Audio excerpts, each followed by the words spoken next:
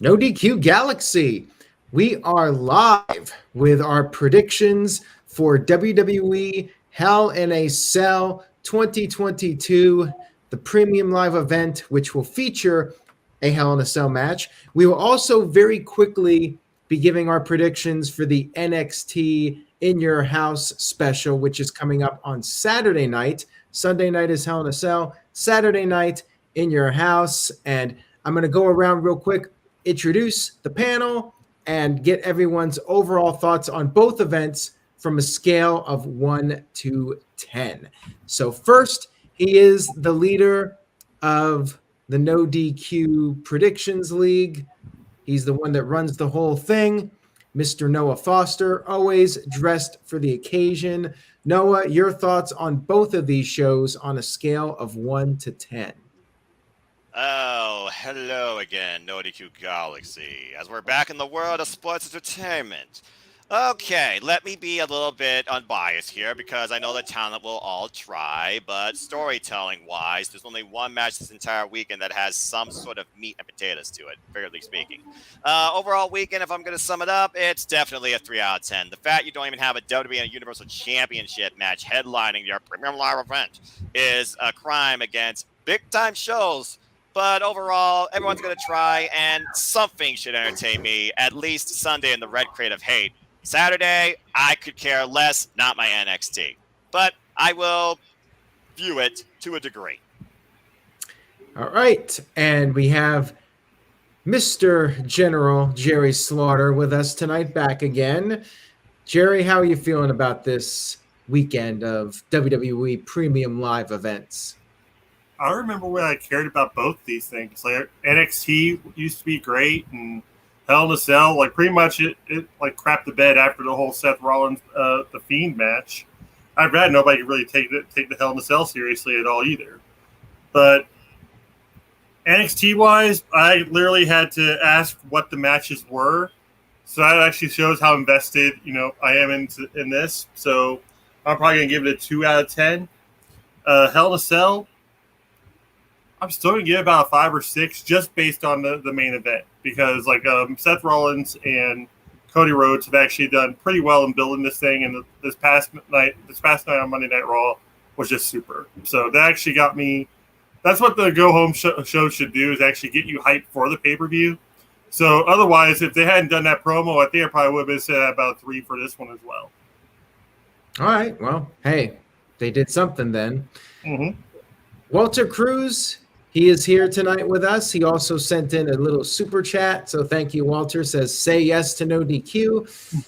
I appreciate that. Walter, how you feeling about this weekend? Yeah, I'm with Jerry on the NXT. I literally have Wikipedia pulled up because I didn't know the matches.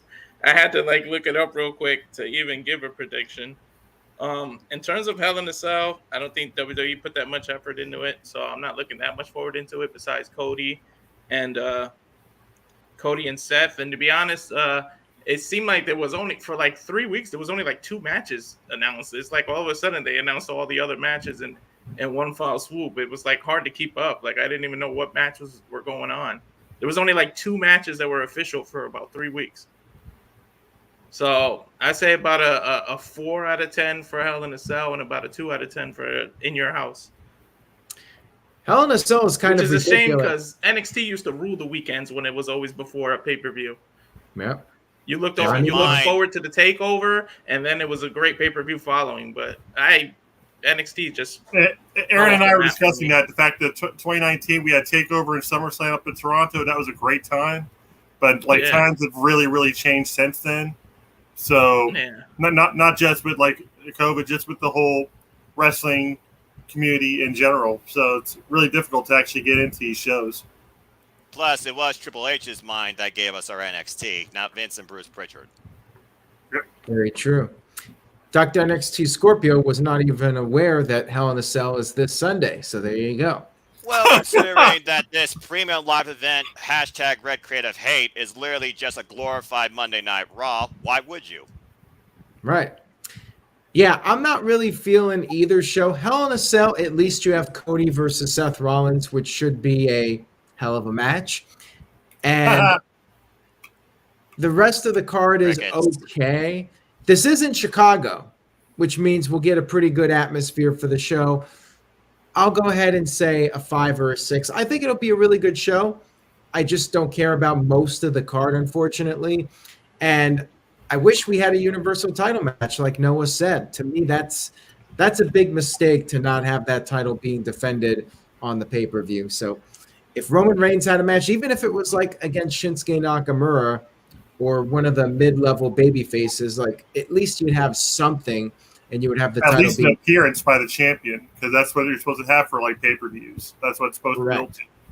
right. Premium It just live Or even make Cody and Seth the number one contender. Have some interest with that the titles coming after. There you go.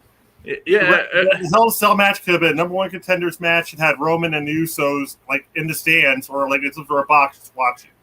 yeah, watching from the box.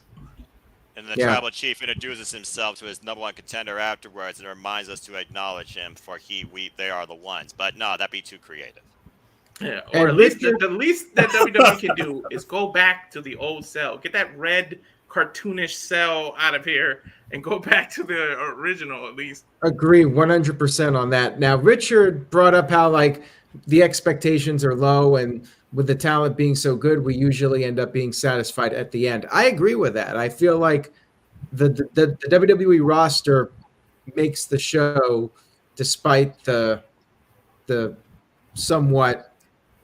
Richard, lately with WWE, we set ourselves up for disappointment, and then they actually exceed our expectations. So Not by much. We're like saying 5 or 6 right now, but chances are the show will be a 7 or an 8. But like Backlash did it. Surprise.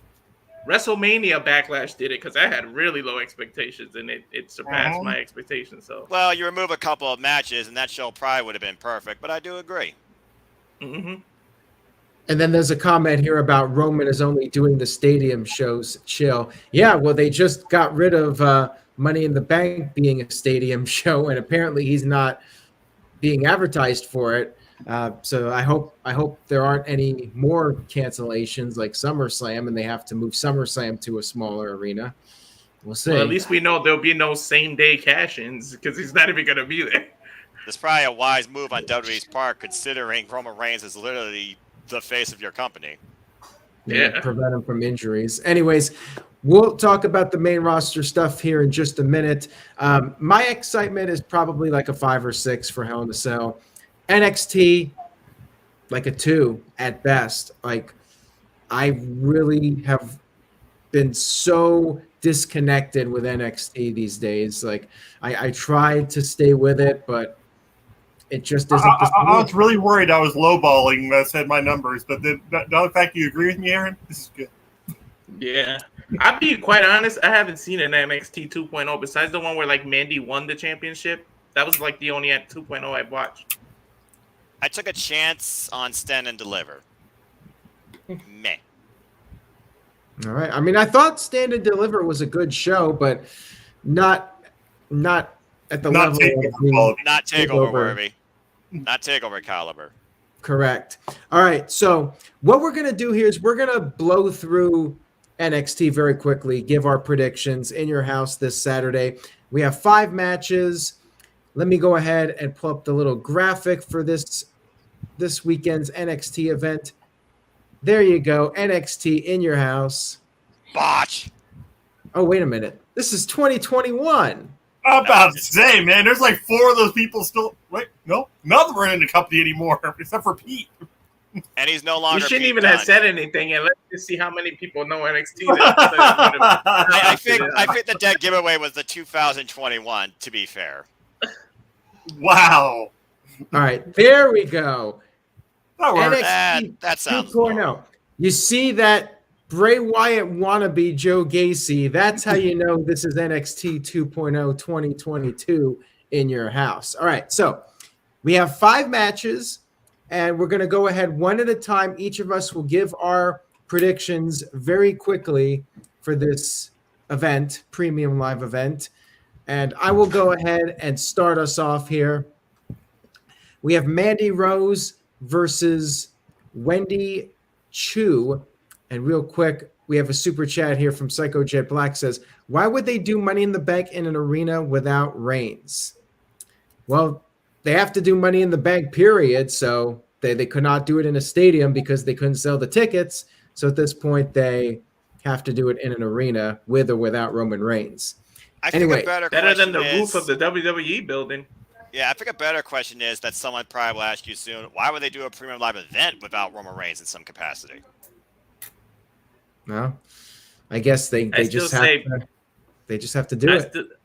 I still say make Money in the Bank part of WrestleMania.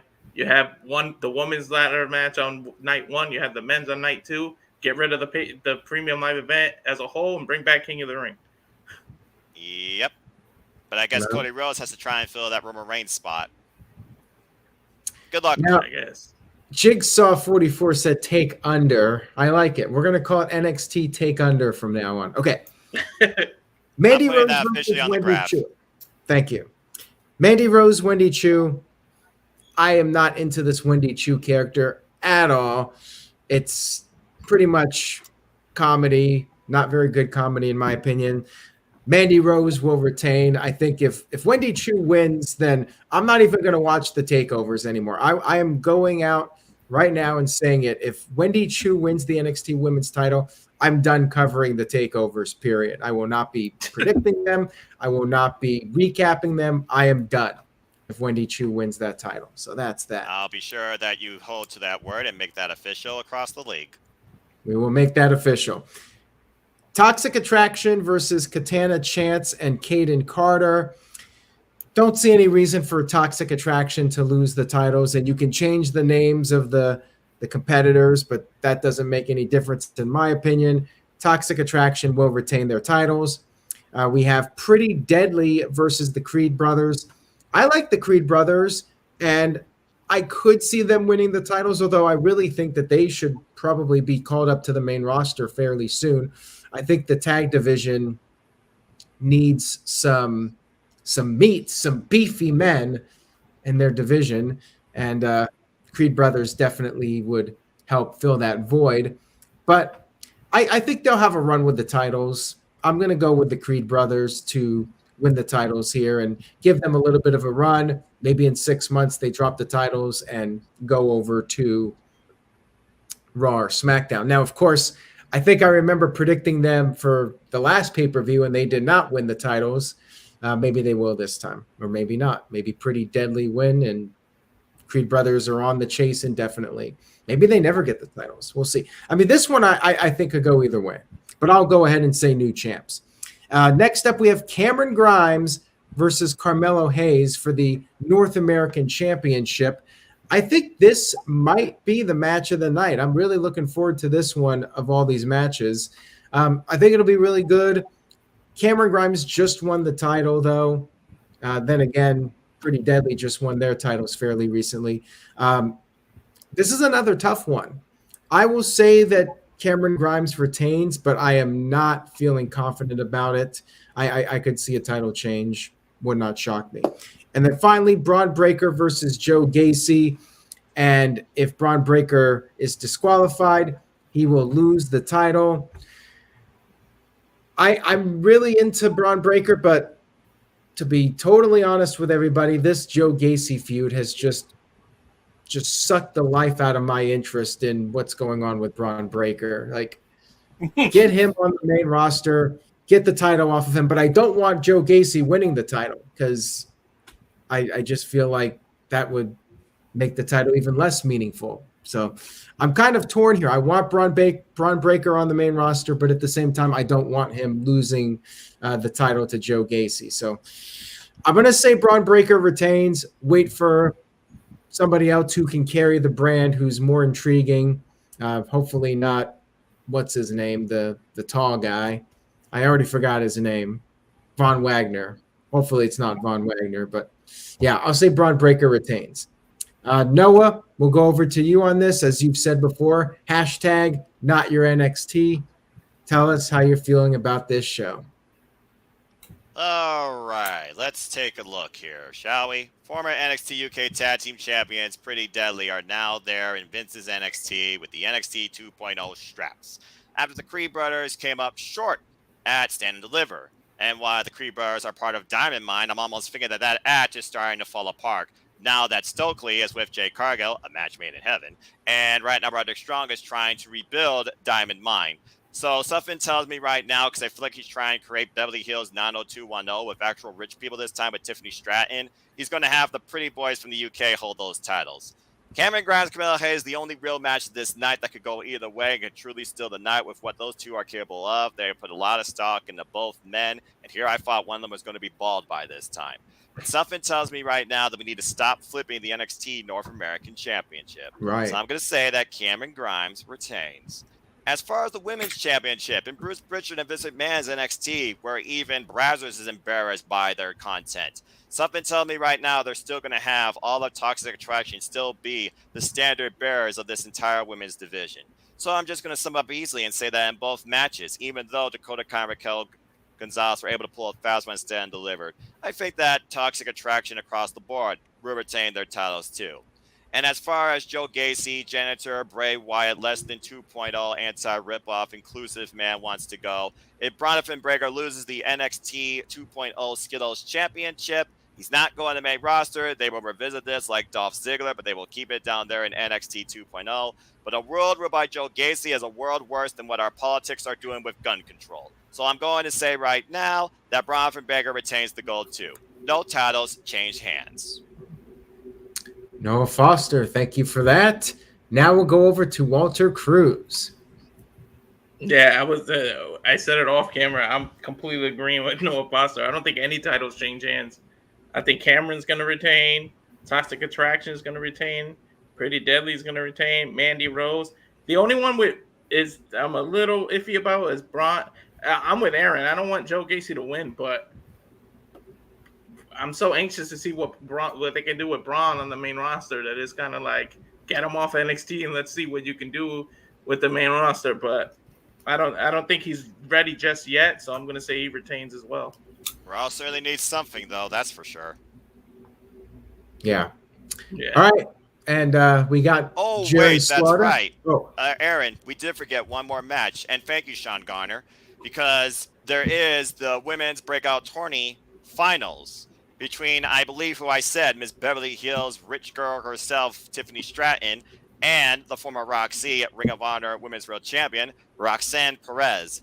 Game on, because I care that this competitor definitely should win it all. Roxanne is my pick to take the whole thing. Wikipedia does not have that up. If it's not on Wikipedia, it's not true.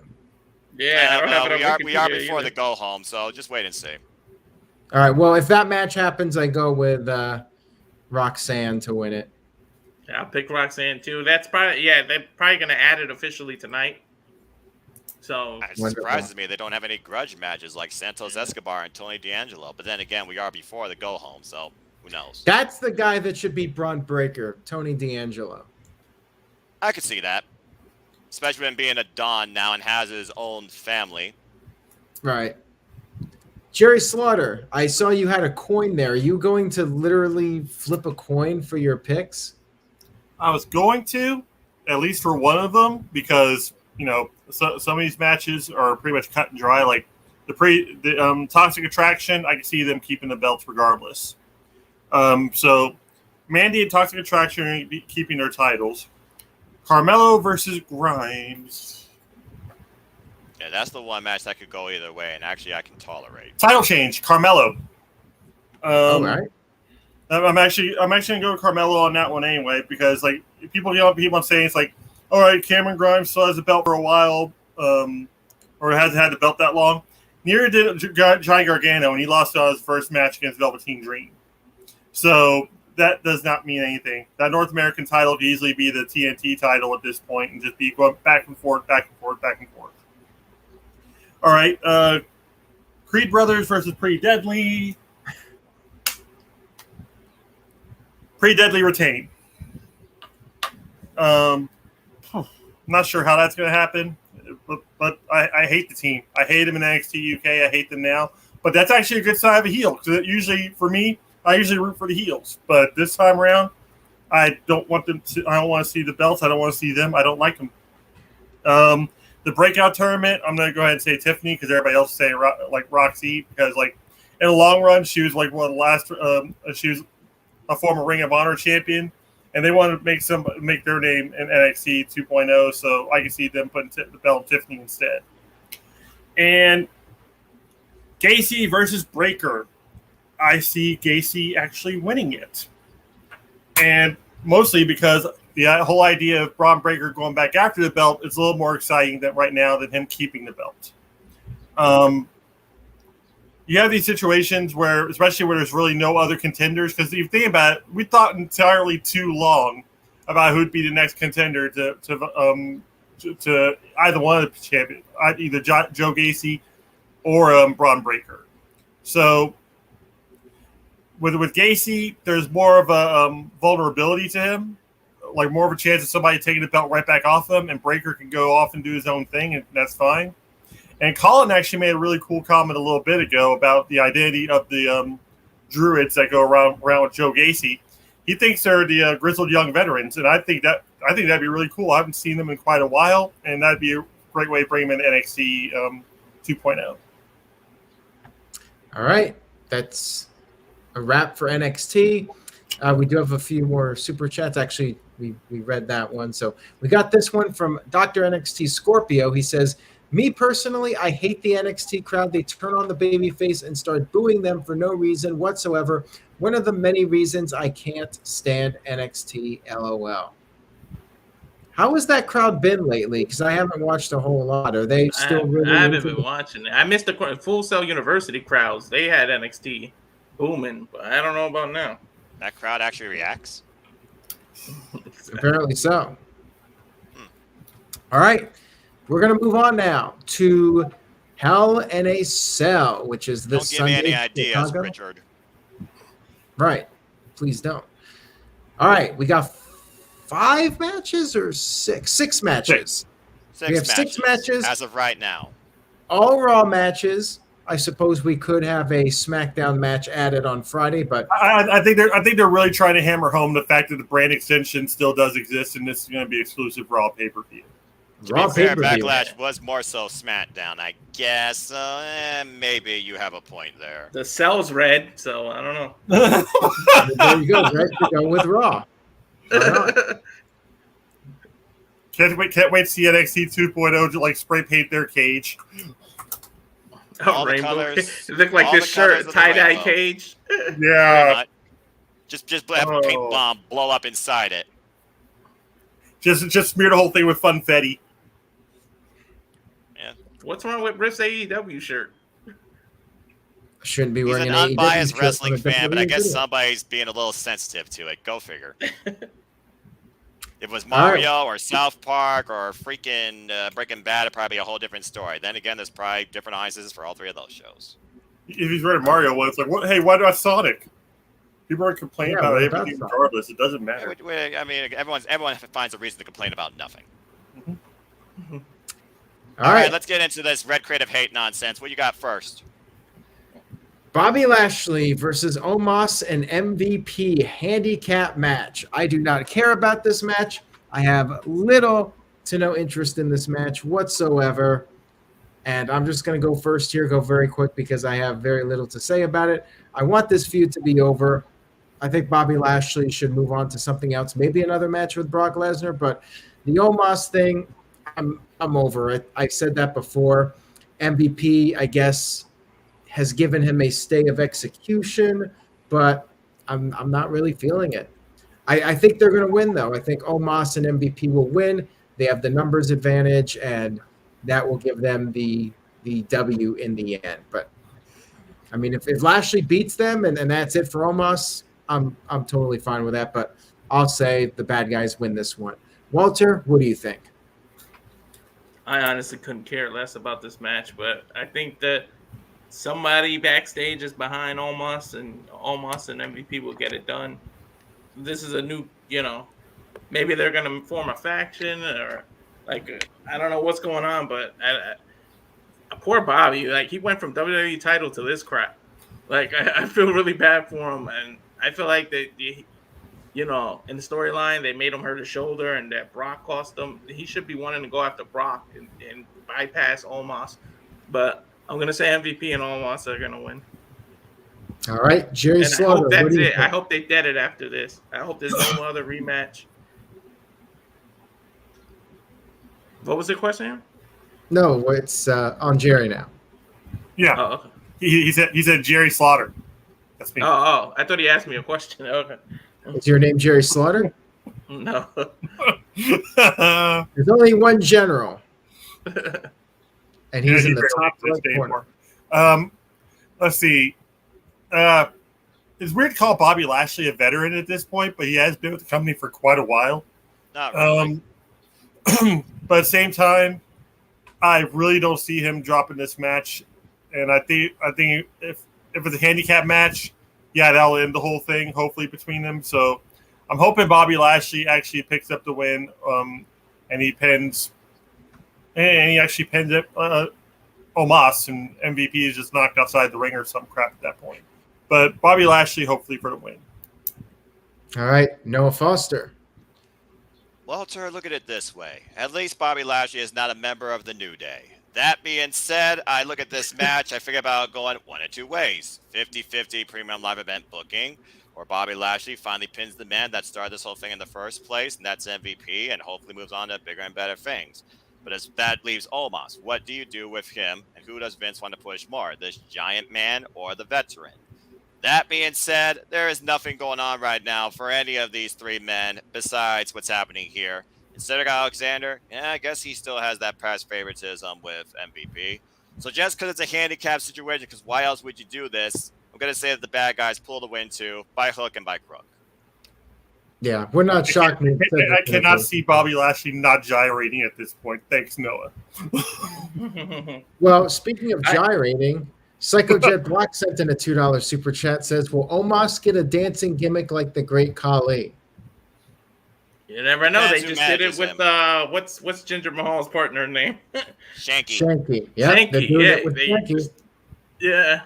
Yeah, you're probably right on that, and it'll be like another stay of execution. Like that'll buy him another 6 months in WWE doing some comedy stuff. He'll be involved in the 24/7 title. You know, R-Truth will try to sneak up on him, but can't do anything. And everybody. Same thing happened to Kozlov too. So it's whatever. Yeah. Oh, So. yes. I did say that my official prediction is almost an MVP, but if Bobby does win, I'll see him pinning MVP. That way they save almost. Like it doesn't look like he beat almost officially. Even though he beat him at WrestleMania, which is how this all began with. Exactly. But, WWE right. doesn't want you to remember things that happened weeks ago. They don't exist.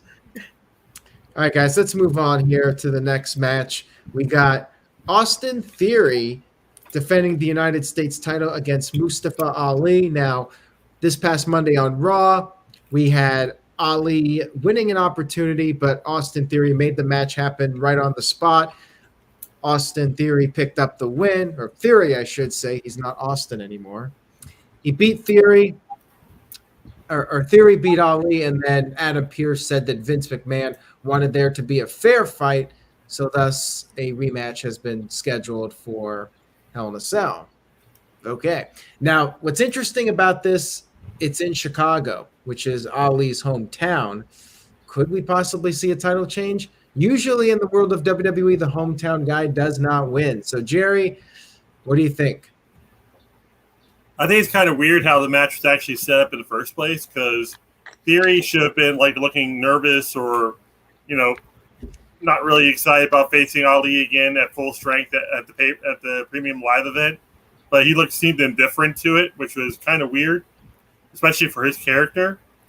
But like you said, it's going to be in Ali's hometown. So if anything, he's going to come close to winning. It's going to be a bunch of exciting near falls and whatnot, because Theory can go. Theory's a great wrestler. So is Mustafa Ali. And this may actually be the match of the night, short of like Cody Rhodes versus Seth Rollins, I think. But I see Austin Theory pretty much picking up the win. I agree with you. I think if we're going to get Austin Theory versus John Cena, Theory needs to have a strong run as champion. And even though it is the hometown of Ali, I do not see him picking up the win. Walter Cruz, at least gain some more sympathy and possibly more fans out of it. So that's fine. What do you think, Walter? If I was gonna agree with Jerry, if they book this right and let them go the way these two can go, this match potentially can steal match of the night. But you gotta let them go out and do what they gotta do. Don't oversaturate it with interference from Miz, or don't just let them go at it. But officially, I think Theory is gonna retain because of the rumor of John Cena. Yeah, you gotta make him look strong, and for him to plus he's Vince's boy right now. So I think it'll be a good effort, but Theory will win somehow. I don't think he'll hit his move and make it he'll probably win via roll up, which I'm starting to hate. Really, if you're gonna make Xavier Woods name the roll up and have it everything, then he should do the roll up exclusively. You shouldn't have every other match with the roll up. But I think that's what's gonna happen. Theory's gonna win by hook or by crook, grab the rope. Something's gonna happen. He's not gonna win completely fairly, but he's going to retain the title. All right, Noah Foster, any other thoughts? Ali versus Fury for the U.S. Championship in Chicago, Ali's hometown, and the place that Ciampa had the moment where he destroyed DIY. We've seen Ciampa and Ali have a bit of a feud so far, and that could come into play here too. Regardless, you look at the guy that is Vince McMahon's literal second hand. The title is not changing hands. Fury retains. All right, short and to the point. So thank you for that, Noah. We'll move on here to the next match. We have a 6-person mixed tag team match. We have AJ Styles and his old buddy from the Bullet Club, Finn Balor. They'll be teaming up with Liv Morgan against Judgment Day, or the Judgment Day. Edge, Damian Priest, and Rhea Ripley. Now, Judgment Day, they kind of look like they would be in a goth band or something with that picture right there. That would be the album cover, the three of them just looking menacing in their dark goth-like attire. Anyways. Eat your heart out, My Chemical Romance. Exactly. So, Noah, we're going to go right back to you on this one. What do you think is going to happen in this match? Will Judgment Day continue their dominant ways, or will the good guys pick up a win over them and Edge becomes frustrated and has to bring in more people? What do you think is going to happen?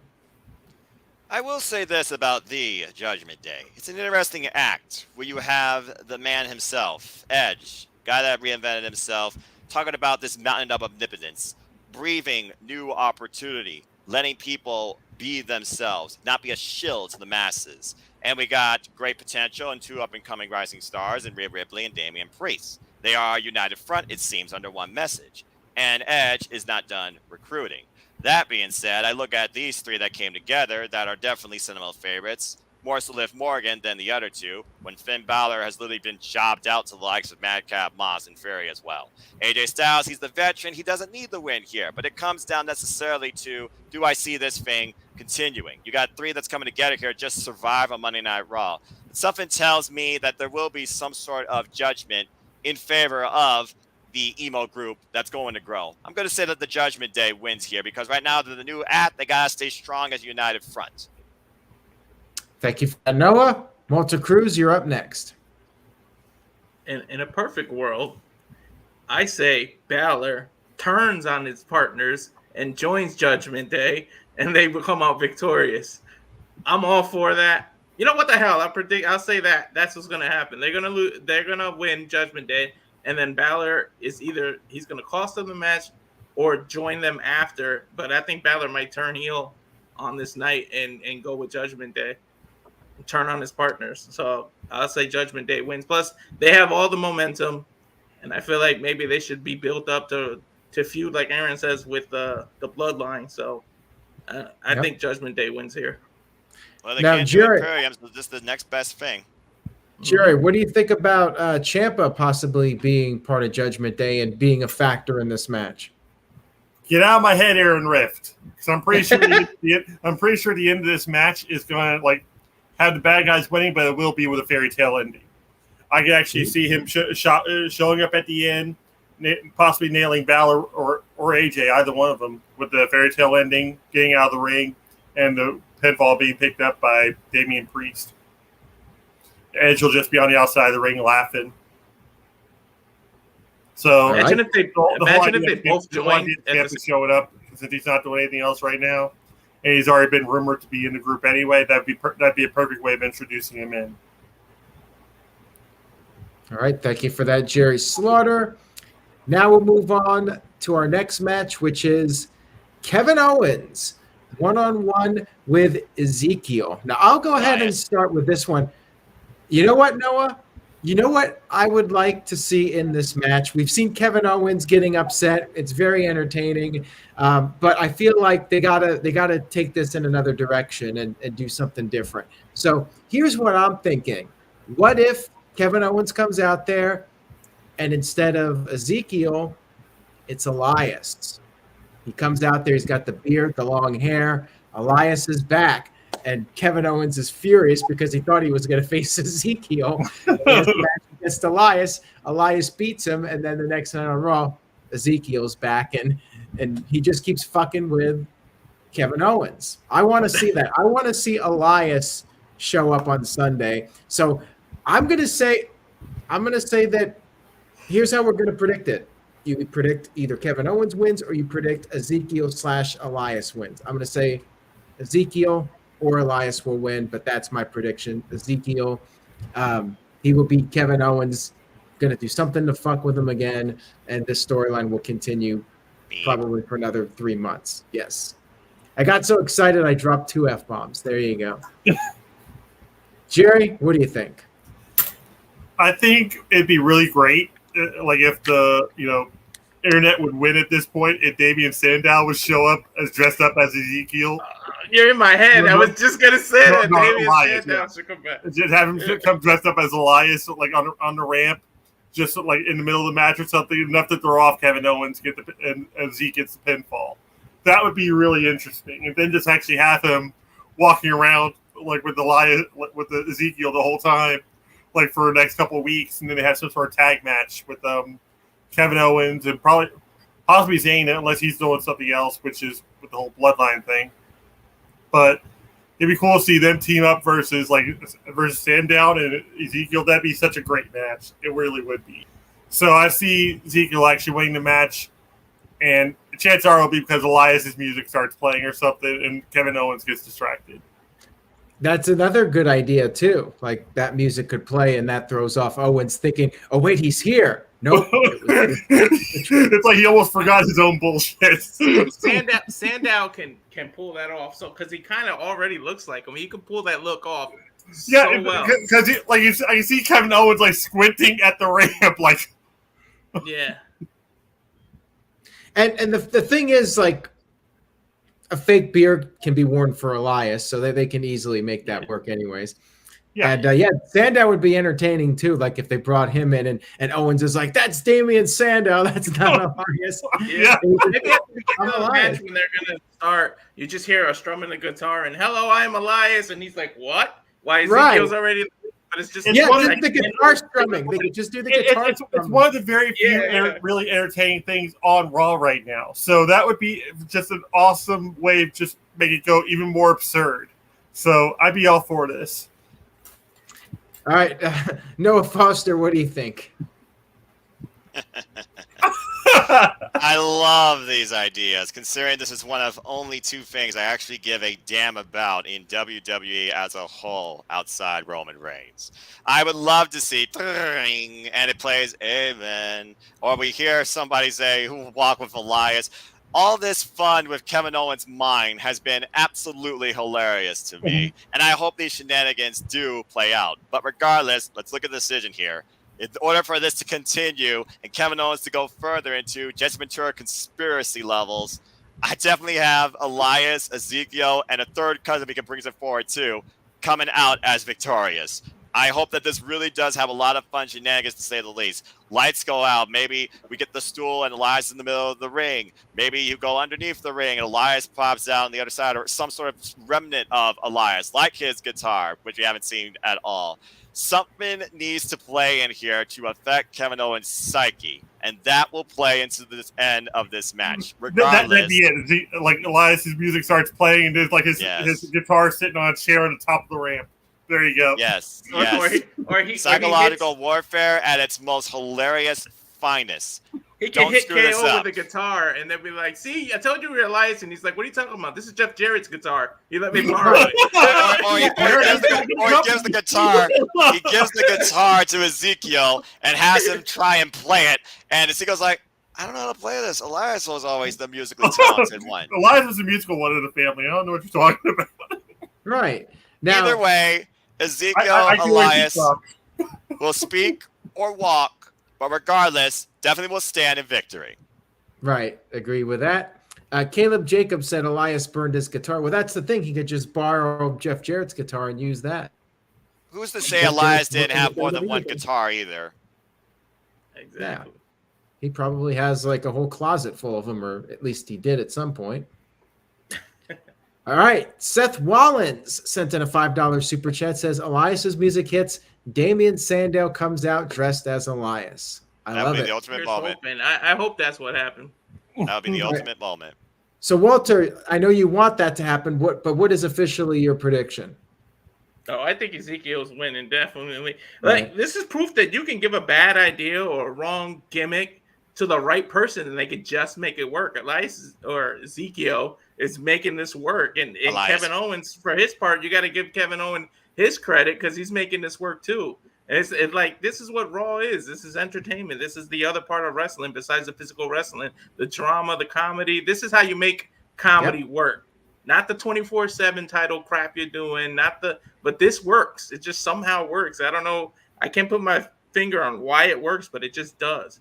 But officially, Ezekiel. I think Kevin Owens just makes it work really well with how It's the character involved. You gotta think about Kevin Owens, his presentation, his delivery, his descent into utter madness over this to finally book this grudge match, and Adam Pearce making it official. Kevin Owens has been the star player in this, bar none. Without Kevin Owens, this would not have worked. Kevin Owens, like for as being serious a wrestler as he is, and as professional as he is the funniest guy that they actually have in the company, right up there with Sami Zayn, and it's mostly because they're Canadian. We're just gonna go with that. What they did on SmackDown with it, that was hysterical. What he did with Sami Zayn this past Friday. Mm-hmm. They embraced each other. Bitter rivalry is no longer a thing. They're the best frenemies ever. Yeah, for sure. So it seems. Hopefully, maybe just the strum of the guitar will happen or something like that. But definitely Ezekiel's coming out of this. Jeff Meacham sent in a $2 super chat. Jeff is here. Says Talk Wrestling live tonight after NXT 10:05 Eastern Time. So make sure you guys check that out on the Jeff Meacham Network. Cheap plug. Now we move on to the Raw Women's Championship match, triple threat. Bianca Belair versus Asuka versus Becky Lynch. Now, I'm not sure this was the original plan, but then the whole Sasha Banks Naomi walkout happened, and we had a number one contenders match being changed, and then Becky was added to make it a triple threat. Walter, we'll go right back to you on this one. How do you feel about this? Do you even care about the championship at this point, and how do you feel about Becky's character? And I'm just sad to say I really don't care. It's just I feel like they're trying too hard for Becky to be like what Seth was doing, and it just ain't working for her. Like how they were doing, how Seth was coming out with flashy clothes and everything. What Seth's character was, it's like they're trying to make them a power couple without doing it, and they're trying too hard with Becky, and it just ain't working. But I do like Becky as somebody who's chasing the title instead of the title. It's like it's so used to seeing her with the title. It's a nice change to see her chasing it. It's just do it a little different. It's too much of the same thing. But in terms of this match, I think Bianca's retaining. There's no way she's losing to either one of them. And I would turn Asuka heel at this point. Let her cut Japanese promos, no translation, no nothing. Let her go out there and just talk crap in Japanese and never bother to translate it or anything. You don't have to be like that foreign heel stereotypical, but speak your own language. Just don't even bother to, because her promo skills are kind of bad because of her English. Don't dumb yourself down for the Americans. Yeah, exactly. Just talk normal in Japanese and just do your promos as like you're in New Japan Wrestling, but just don't bother to translate it. You don't have to be that weird foreign heel comedy act, but they can do something with her because I'm worried about her being released in the next batches of releases because they're just not doing stuff with her. Asuka? Yeah, and she got injured 3-4 times She's already. she's been like on the Raw main event like 3 or 4 times in the past month since coming back. Yeah, I know, but they could label her injury prone. They can, I don't know. They weren't doing nothing for her before she went off for injury. She wasn't on TV that much. After she won the title, after she was gifted the title by Becky, but once she lost, she was off TV for a while. Yeah, I would be shocked if they got rid of her though. They need as many women as they can on that roster right now. I'm just worried about it. They just got to do some kind of change with her. But yeah, I think Bianca retains here. I get it because nobody's truly safe in this environment unless they happen to be part of a certain bloodline. Exactly. And even then, you never know. But that's a solid prediction, and I do think Bianca Belair will retain. I agree with Christopher. I think that Rhea Ripley's the one that's going to be the next big challenger for Bianca Belair, and I like to see Rhea Ripley be the one to win the title from her. Becky, I'm not a fan of this heel character she's doing. I think the sooner that ends, the better. Asuka, you may be right. You may be right, Walter. She might get lost in the shuffle again after this. They could move her to SmackDown in October just to freshen things up. But yeah, I think Bianca wins and then moves on to a feud with Rhea Ripley. Jerry, what do you think? I think Asuka is a complete dark horse in this match. I think she's going to get the belt. We keep on talking about how we need more women in this company. Last time I checked, I haven't seen Io Shirai in forever. Like, it's a triple threat match, no disqualifications. Can be made in it, especially for a championship. I actually see Asuka calling in a favor or just asking her friend Io Shirai to help out, and then they become some sort of heel duo.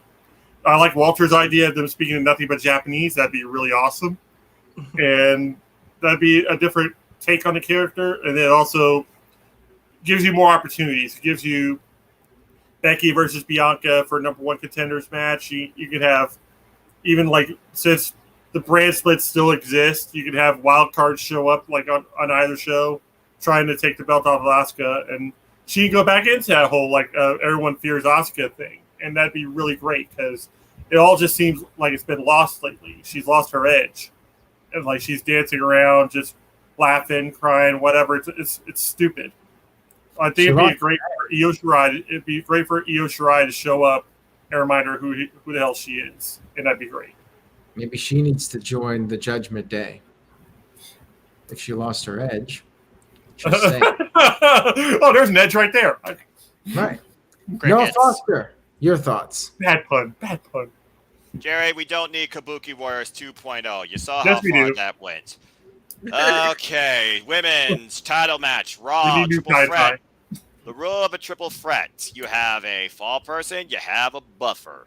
I feel like they just called an audible here. And Walter, you and I are on the same wavelength when it comes to the fact that Rhea Ripley and Bianca Belair share a mutual friendship and also we're under our NXT. I definitely see that being a title match to come with Bianca Belair for now retaining. She just won the title at WrestleMania. And right now, we do not need to see Becky versus Bianca number 243 within the last year. For me, it feels that it's going to devolve into Becky versus Asuka in a one-on-one affair because they've been teasing that. But you had to give the champion something because you built no other competition. Rhea Ripley right now, there's potential with her new refound open-mindedness through Edge on this mountain of omnipotence in the Judgment Day. So WWE would be smart to book that match for SummerSlam. So for now, Bianca retains.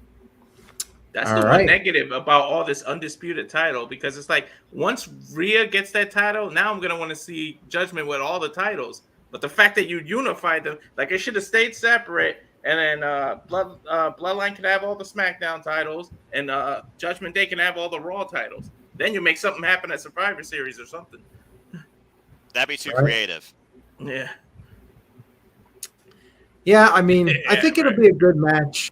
I think it'll be a good match for the ladies, but I think it's time for Bianca to move on to a new feud. So I'm really hopeful that we'll get to see Rhea Ripley get into the mix and maybe have her win the title with her. Bianca and Ripley had some great matches in NXT. Exactly. Oh, yeah, for sure. 100%. The old NXT. Yes, our NXT. Right. Our NXT.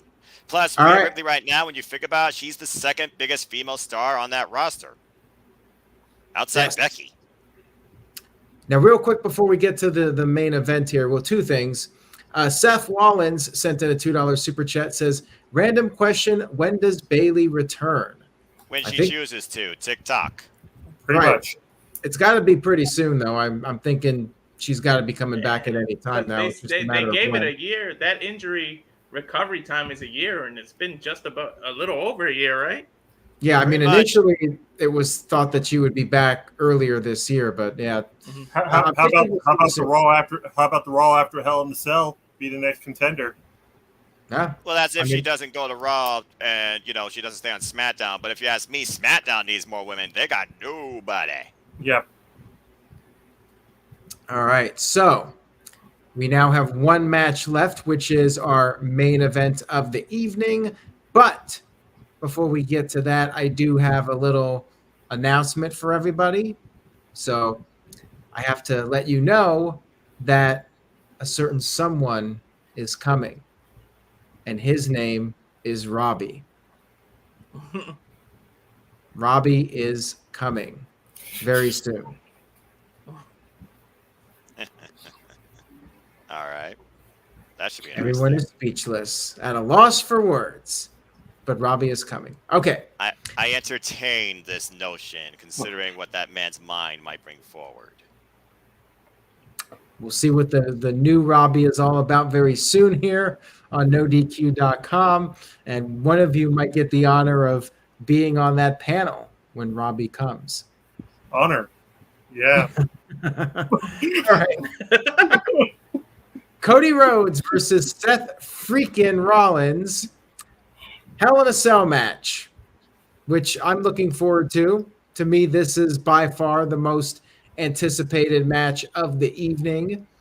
These guys have been tearing it up over the past couple months. Their match at WrestleMania and then the rematch at WrestleMania Backlash. Now, granted, I'm kind of over the repeat matches. I think this should really be the last one, and hopefully it is. The question is, will Seth Rollins go 0-3, or will he beat Cody Rhodes here? Noah, we'll go right to you on this one. Does Cody win 3 in a row, or does Rollins get the win? What do you think? At this point, a better question is, when does Becky Lynch become Becky freaking Lynch? That being said, as far as this goes, you don't have a bigger star on Monday Night Raw right now besides Cody Rhodes. If Cody Rhodes is going to be preserved to maybe be the marquee, the standard bearer, the champion of Monday Night Raw, whether it's a WWE Championship or some new title that they make, Cody Rhodes has to close the saga with Seth freaking Rollins. It's no strange past history, boys. We've seen Seth freaking Rollins in the Red Creative Hate before, and he's ended feuds with the like of Edge, for example, in it on the losing side. For me, this has to be done here and now. And the only way you move forward is if Cody Rhodes goes over. I wonder somehow he's going to try to dive off the top of the cage because he's that insane. Regardless, Cody Rhodes buries Seth freaking Rollins straight inside hell and his own nightmares, and his dream stays alive, and hopefully he ascends to heaven when it's all said and done. Cody wins. Now, Walter, where does Seth Rollins go if he loses this? Loses 3 matches in a row. What's next for Seth Rollins? Like, Cody wins, yeah, Roman Reigns could be in the future for him, but what about Seth Rollins if he loses? I don't know where do you go from. That's the thing. This match is like, I'm looking forward to it, but I'm so torn. I feel like WWE booked themselves in the corner again. Because you're really going to make Seth Rollins lose this many times? He's been losing a lot. Like, even before the feud with Rollins.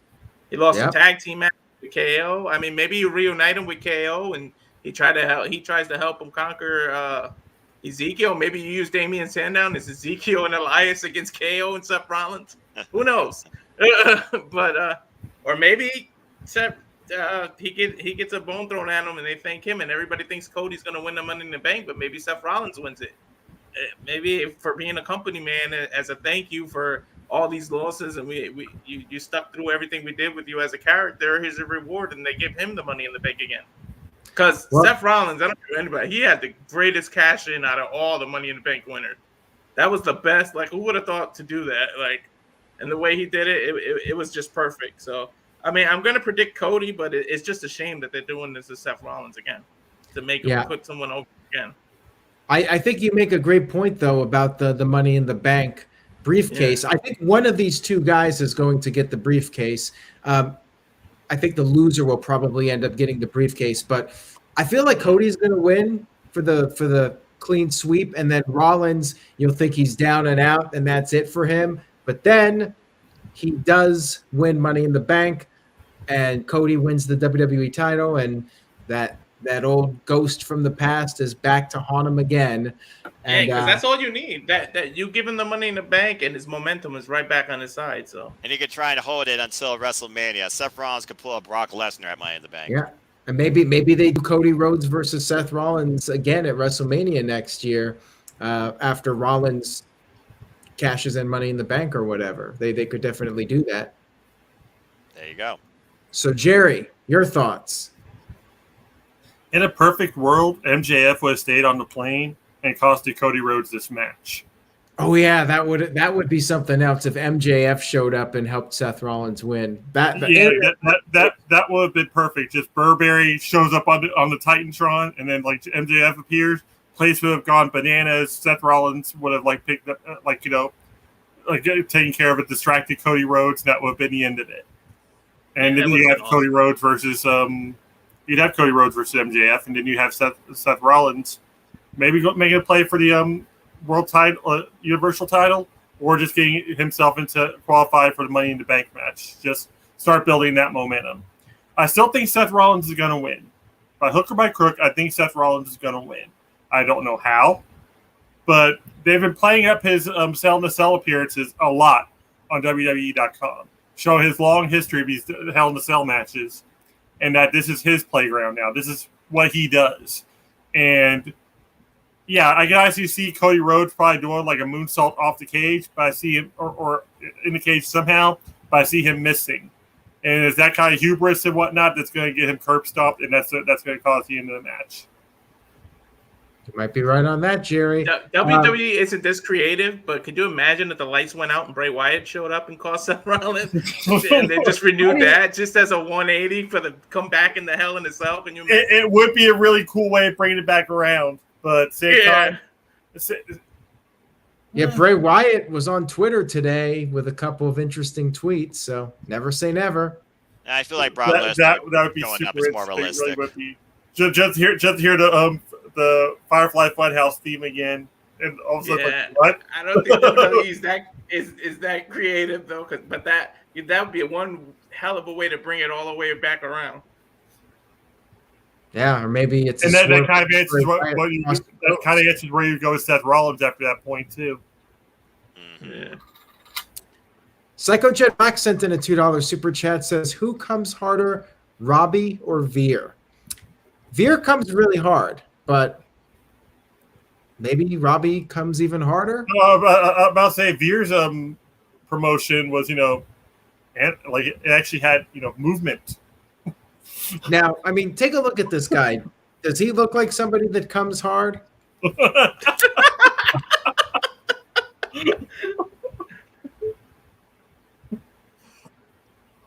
Anyways, that wasn't Veer. Why didn't he come back on Raw? If the Mysterios were on Raw, why didn't Veer attack him? Well, I thought they were like in a rivalry. Well, Veer came too much. He needed to take a break. He came and went. All right, guys, let's do our plugs here before we just completely gross out everybody listening and watching. Walter, we're going to start with you. What do you have to plug for us? Oh, I'm glad you started with me because usually you have me going after Noah, and I can't ever live up to that. Well, there's my Twitter at Walter Alex Cruz. We always call Noah the simple man. I'm the simple follow. That's all you got to follow me at. Thank you for that. And we'll go to Jerry next. We'll let Noah close out since he's that's only natural. I don't ever want to follow Noah ever. Yeah, exactly. It's the reason why I did that way at like NXT party, and that's the reason we're still doing it now. But you can find me on Twitter at Jero_JSJ and my Facebook group Armbar, all capital ARMBAR exclamation point. Don't forget it. Just join us there. Don't try to add me on my normal page because it's just not going to happen. All right, Noah, give us what you got. All right. This was entertaining to say the least, and we'll see what the weekend brings. Folks, you want to know more about me? Know this. I am just a simple man and a lifelong fan of professional wrestling. Damn it! But I digress. Find me on Instagram, Twitter, and YouTube at Foster1916. Find my simple YouTube channel as well. We'll be doing another HW View, recapping and reviewing AEW Double or Nothing. I'll be with Cindy G on the Daily Slam, of course, reviewing and recapping both AEW Dynamite and AEW Rampage this week. And stay tuned for the NoDQ Galaxy panel, where we'll also talk about In Your House and the Red Crate of Hate. I'll also be with the Jeff Meacham Network this weekend, too, commentating on both shows in my own charming, unbiased way, too, with JJ Williams. As always, I'd like to conclude there are no winners, no losers, no betters. There are just fans with opinions for this passion we all share. So at the end of the day, folks, support one another and respect each other. And just enjoy life and enjoy professional wrestling. It's as simple as that. The forum will be live after SmackDown to see if they actually add something on that show. Wouldn't surprise me if they don't. Simple as that. Thank you very much for that, Noah. Psycho Jet Black sent in a $2 super chat. Says, here's a gross thought. Ricochet as WWE champion. And there's the Rickle Hater super chat of the night. Had to get one, right? Of Now, I'll course, that's say how you this. make the money. I think there's a better chance that Veer becomes WWE champion than Ricochet. If they did it to Jinder Mahal in 2017, anybody could be WWE champion. I was just gonna say that if Ginger can be WWE champion, anyone can be WWE. Ezekiel Except for Sandow. No, Elias Sandow will become champion before Ricochet. Yes. R-Truth will become WWE champion before Ricochet. Tozawa will become WWE champion before Ricochet. I Drew love these Gulak ideas. will become WWE champion before. That's a more realistic one, considering he actually can wrestle and has personality. But There you that go. ship sailed MJF will long be ago. WWE champion before Ricochet. The ultimate FU to the industry. 75% of the current WWE roster will become WWE champion. Yeah, they'll just transition the belt among the entire roster within a year. Somebody will have a solid AEW run, come back to WWE, and still win that belt before Ricochet. Right. That is very true. All right, guys. That's creative. That's entertainment. Anyways, guys, that's it for tonight. Stay tuned to NoDQ.com for the very latest wrestling news and rumors. Make sure you follow everybody on Twitter. And stay tuned. Robbie is coming. And we will see you all next time. Have a good night, folks.